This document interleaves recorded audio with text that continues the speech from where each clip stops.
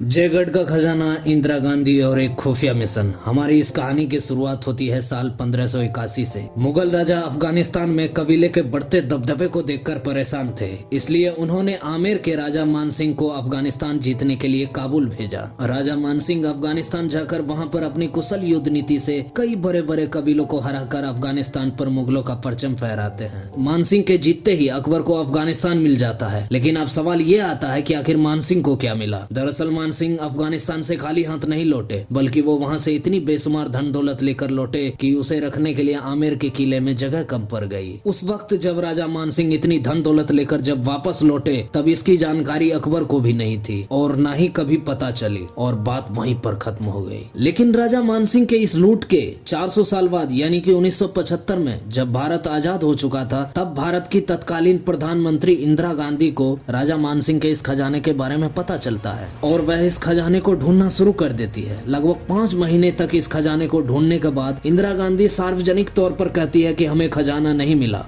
और कहानी खत्म। लेकिन जरा ठहरिए, ये कहानी इतनी भी सीधी नहीं है जितना आप इससे समझ रहे हैं, क्योंकि इस कहानी में अब तक हमने सिर्फ 2 लोगों की बात की है, लेकिन हकीकत में इसमें पाकिस्तान भी है, जयपुर का शाही घराना भी है, जयगढ़ का किला भी है और कुछ सवाल भी है। सवाल कुछ ऐसे हैं कि जिस खजाने के बारे में मुगल और अंग्रेज भी नहीं जानते थे, आखिर उसके बारे में इंदिरा गांधी कैसे जानती थी? और क्या इंदिरा गांधी को सच में वो खजाना नहीं मिला? और अगर इंदिरा गांधी को वो खजाना मिल गया तो उसके बाद उसने उसका क्या किया, और साथ ही इस खजाने से पाकिस्तान का क्या संबंध था? तो चलिए जानते हैं। जयगढ़ का खजाना और इंदिरा गांधी के बीच के रिश्ते जानने से पहले आपको इस खजाने के इतिहास को जानना पड़ेगा। ये 16वीं सदी की बात है। इस वक्त भारत में मुगल साम्राज्य अपनी चरम पर था। 1570 से 80 के इस दशक में भारत के अधिकतर हिस्सों पर मुगलों का राज था, लेकिन मुगल राजा इसे और फैलाना चाहता था। वो मुगल साम्राज्य का विस्तार अफगानिस्तान तक करना चाहता था। अकबर इसके लिए अपने नवरत्नों में से एक राजा बीरबल को अफगानिस्तान भेजता है, लेकिन अफगानिस्तान में उस समय अलग अलग कबीलों का दबदबा था।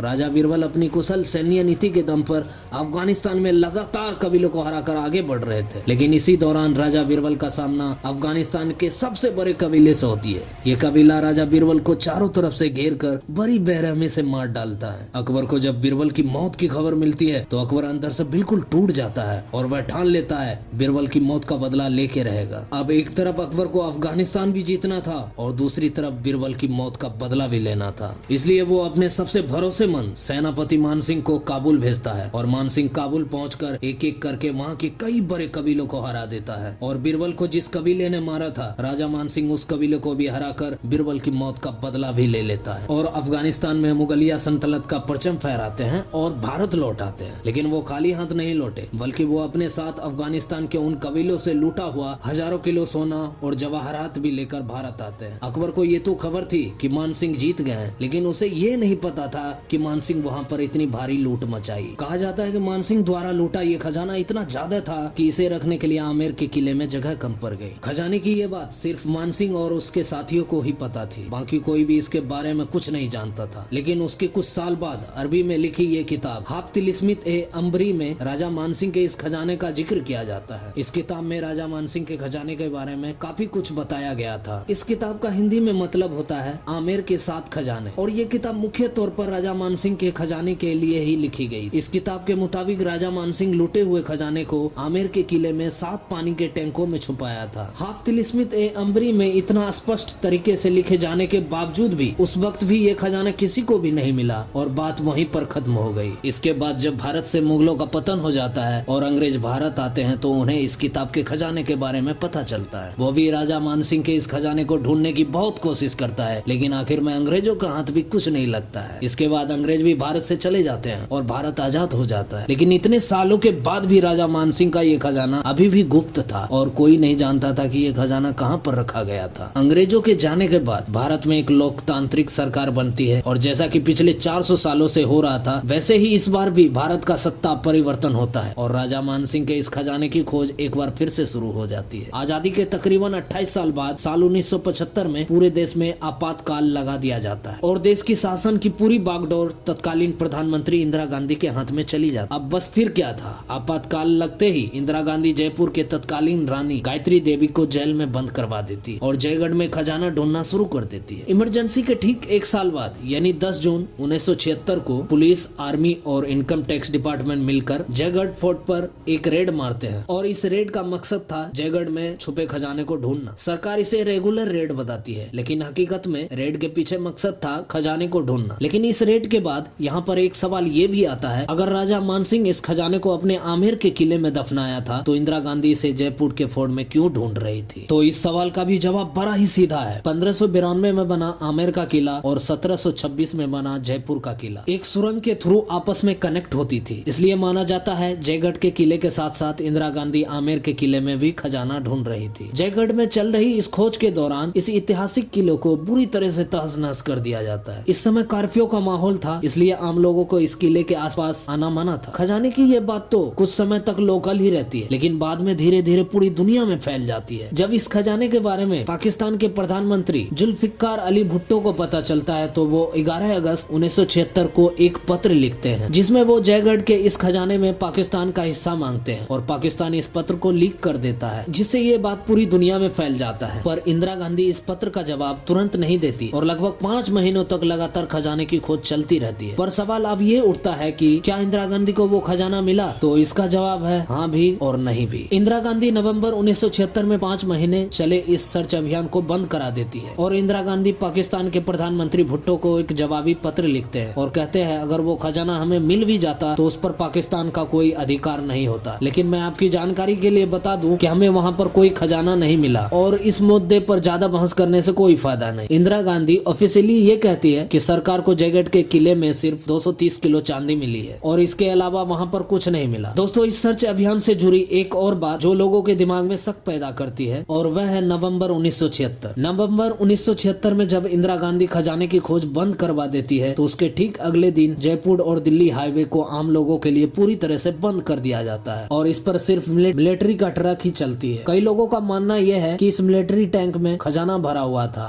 और फिर बाद में 2 प्लेन में भरकर इस खजाने को स्विट्जरलैंड भिजवा दिया गया।